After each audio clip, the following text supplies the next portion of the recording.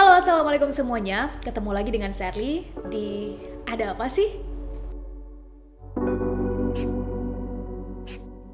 Ada apa sih? Teman-teman, video ini dibuat pada bulan Agustus tahun 2021. Bulan yang spesial bagi negara kita karena 76 tahun yang lalu di bulan ini kita mendeklarasikan diri sebagai bangsa yang merdeka. Nah, sekarang umur bangsa ini udah 76 tahun dan 24 tahun lagi kita menuju 2045. 100 tahun Indonesia merdeka, di mana semua orang sudah menggadang-gadang tentang generasi emas itu dari sekarang. Pertanyaannya adalah, siapa yang dimaksud dengan generasi emas? Apa yang akan terjadi saat generasi emas itu hadir? Apa yang akan ditawarkan? Saat itu kita masih jadi tuan gak sih di negeri kita sendiri? Gimana kita memaknai kemerdekaan saat itu ya? By the way, ngomong-ngomong kemerdekaan, sebetulnya merdeka itu apa sih? Emang ada ya merdeka yang literally nggak bergantung pada pihak lain? Pertanyaan-pertanyaan itu berkecamuk dalam pikiran Sherly, dan akhirnya Sherly dan tim memutuskan untuk membuat video ini sebagai opini atau pendapat tentang merdeka di tahun 2021.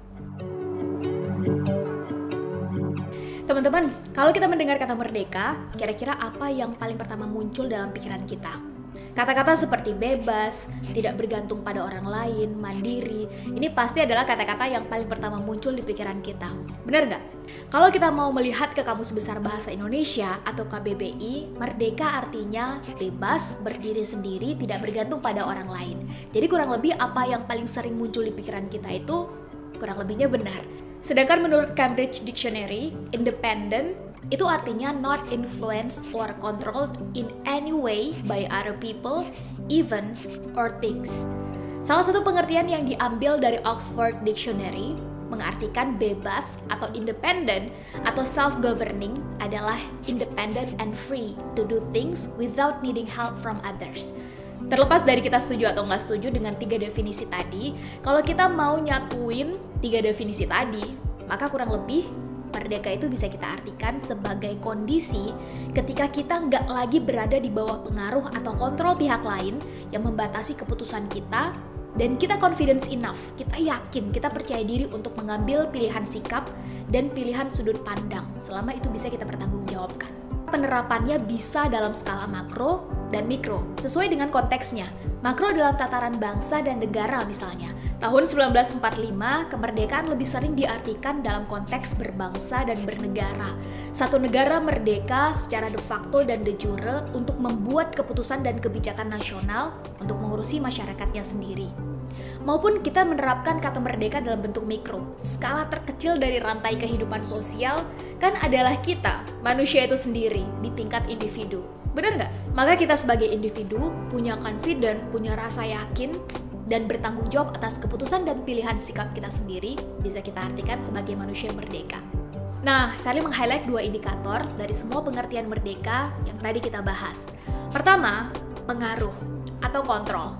Yang kedua adalah confident, rasa yakin, rasa percaya diri. Pertama, pengaruh atau kontrol. Teman-teman, salah satu cara terbaik untuk mengontrol dan mempengaruhi sesuatu adalah dengan mengikatnya, lewat aturan salah satunya. Aturan sebagai siswa dari sekolah, aturan mahasiswa dari pihak kampus, aturan pegawai atau karyawan dari perusahaan atau institusi tempat dia bekerja. Sebagai makhluk kita punya aturan Tuhan, bahkan di tingkat paling dasar sebagai makhluk sosial sekalipun, kita diikat dengan aturan atau norma sosial di tempat kita tinggal. Baik itu tertulis maupun yang nggak tertulis. Kayak misalnya norma sosial yang ada di Indonesia belum tentu sama dengan norma sosial yang ada di Eropa. Norma sosial di Eropa belum tentu sama dengan yang ada di Timur Tengah, dan seterusnya. Dengan kata lain, menurut Sherly nggak ada manusia yang pilihan sikapnya bebas tanpa batas, itu nggak ada. Bebas tanpa batas itu hanya ada dalam ide, pikiran, dan wajar kalau istilah kreativitas tanpa batas itu hanya ada dalam pikiran, bukan pilihan sikap tanpa batas. Karena kreativitas itu adanya di ide, di gagasan, di pemikiran. Satu-satunya hal yang paling bebas di dunia ini kan adalah pikiran. Kita bisa bebas berpikir sampai manapun. Yang membatasi pikiran kita, ya diri kita sendiri. Entah karena logika kita yang nggak mampu menjangkaunya, atau karena pengetahuan dan pengalaman kita yang belum sampai ke sana. Dan gak semua yang kita pikirkan bisa kita ucapkan. Gak semua ide bisa kita jalankan. Gak semua kreativitas bisa kita eksekusi. Ada aja halangan, rintangan yang menghadang saat kita mulai mengeksekusinya. Artinya, merdeka itu diawali dari pikiran. Dengan pikiran yang merdeka, kita mau dan mampu melihat dari semua sisi, pertimbangan secara objektif, dari semua aspek, maka keputusan dan pilihan sikap kita ini juga akan jauh lebih bertanggung jawab. Bukan karena ikut-ikutan orang, bukan karena social pressure, bukan karena ekspektasi lingkungan pada kita, tapi karena kita sudah mempertimbangkan secara matang, tahu resikonya, berani menghadapinya, positif negatifnya kita coba lihat, baik buruknya coba kita analisa, dan akhirnya kita confidence. Kita yakin untuk mengambil keputusan minimal untuk diri kita sendiri, maka menurut Sadly kita adalah manusia yang merdeka. Bisa jadi kita tetap akan terikat pada aturan yang ada, namun merdeka secara pikiran akan cenderung melahirkan tindakan dan pilihan sikap yang juga merdeka. Dan karena merdeka di tahun 1945 adalah merdeka secara fisik, sedangkan merdeka di tahun 2021 bisa jadi kita bermasalah di merdeka secara psikis. Setidaknya ada 2 alasan kenapa manusia harus merdeka. Pertama, agar kita bisa sampai pada potensi maksimalnya kita, atau istilahnya the best version of us. Teman-teman, kita semua ini adalah masterpiece. Kita diciptakan oleh Yang Maha Kuasa dengan modal potensi yang berbeda-beda. Tugas kita adalah temukan potensi itu dan latih asah dia menjadi titik terbaiknya. Atau dengan kata lain, potensi itu ada pada titik maksimalnya. Yang jadi masalah adalah belum apa-apa alam bawah sadar kita sudah mengerdilkan diri kita sendiri. Kayaknya target itu terlalu besar deh buat kita. Itu mah hanya kesempatan buat orang kaya aja. Hanya mereka yang terlahir dengan privilege tertentu yang bisa sampai ke sana. Sikap mental inferiority complex atau merasa rendah diri ini menjadi salah satu ciri bangsa yang pernah dijajah.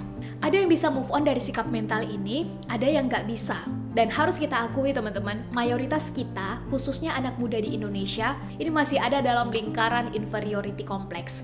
Pikiran alam bawah sadar kita cenderung melihat bahwa kita adalah bangsa kelas 2 atau bahkan bangsa kelas 3. Kita berasal dari negara berkembang yang sampai kapanpun gak akan pernah bisa sama dan menyaingi negara-negara Eropa, Amerika, Jepang, atau mungkin negara maju lainnya. Kita terlahir dari keluarga yang biasa-biasa aja, gak akan pernah bisa sama dengan mereka yang orang tuanya sudah punya privilege secara finansial, power, dan seterusnya. Padahal kita gak bisa milih starting point kita dari mana teman-teman. Yang bisa kita tentukan adalah finishing point kita mau sampai mana, dan ini adalah tanggung jawab kita. Kalau teman-teman gak percaya, coba cek, tonton video dokumenter, video-video apapun yang menceritakan kehidupan di luar negeri atau bahkan kehidupan orang-orang kaya di Indonesia misalnya. Maka pikiran pertama yang akan muncul adalah, enak ya di sana? Wah, itu kehidupan bangsa maju. Itu adalah gaya hidup orang-orang kaya. Punya helikopter sendiri, punya rumah banyak, dan seterusnya. Kita berjarak dengan kesuksesan. Kita duluan membangun penjara di pikiran alam bawah sadar kita. Sukses itu di sana, sedangkan kita di sini. Kaya itu di sana, sedangkan kita di sini. Padahal merdeka itu adalah kebutuhan dasar manusia untuk mencapai potensi paling maksimal diri kita. Chance untuk menentukan pilihan, chance untuk menentukan akan berprofesi sebagai apa. Karena ngerasa rendah diri, akhirnya kita nggak berani mencoba sesuatu. Karena ngerasa rendah diri, akhirnya kita merasa takut gagal. Karena ngerasa rendah diri, akhirnya kita nggak berani ngelamar satu pekerjaan, dan seterusnya. Teman-teman, jangan terlalu cepat menutup diri pada kesempatan. Karena kita nggak pernah tahu pintu mana yang akan mengantarkan kita pada level kapasitas yang selanjutnya. Alasan kedua kenapa kita semua penting untuk merdeka adalah agar kita bisa ngasih kontribusi yang maksimal. Karena kalau kita nggak merdeka teman-teman, maka pasti kita terikat pada sesuatu yang akan menghalangi perkembangan kita. Seperti terjajah oleh kebiasaan kita, oleh habit-habit buruk kita, oleh ego dan mood kita sendiri yang nggak bisa kita kendalikan, oleh pikiran-pikiran negatif yang sebetulnya itu juga tidak terjadi, dan seterusnya. Artinya, kemerdekaan itu bisa kita mulai dari diri kita sendiri. Akumulasi dari kemerdekaan individu akan memberikan potensi dan kontribusi maksimal untuk diri dan lingkungannya. Ketika ini dilakukan secara konsisten dan jangka panjang, maka 2045 sebagai generasi emas, ini bukan lagi hanya sebagai potensi, tapi akan sama-sama kita lihat sebagai sebuah realitas. Berikut adalah 5 tips dari Sherly gimana caranya kita bisa merdeka di tahun 2021. Yang pertama adalah bertanggung jawab dengan apa yang menjadi pilihan sikap kita. Caranya gimana? Mulai lihat konsekuensi dari setiap pilihan dan tindakan kita. Positifnya, negatifnya, baiknya apa, buruknya apa. Dan saat kita putuskan dengan sadar, penuh rasa tanggung jawab, bukan berdasarkan paksaan atau bahkan di bawah pengaruh pihak lain, maka setidaknya kita udah jadi manusia merdeka, setidaknya untuk keputusan diri kita sendiri. Tips yang kedua adalah perluas zona nyaman kita. Pelajari banyak hal baru teman-teman, perluas networks, perluas pertemanan, perdalam skill yang menjadi potensi kita. Teman-teman boleh menggunakan istilah keluar dari zona nyaman atau juga boleh memperluas zona nyaman. Yang jelas, saat kita mencoba hal baru di luar kebiasaan kita, maka di awal pasti akan ngerasa nggak nyaman. Benar nggak? Butuh pembiasaan, butuh proses, butuh adaptasi, butuh konsistensi, yang semua ini membuat kita jadi nggak nyaman. Tips yang ketiga, being a long life learner. Jadilah manusia pembelajar.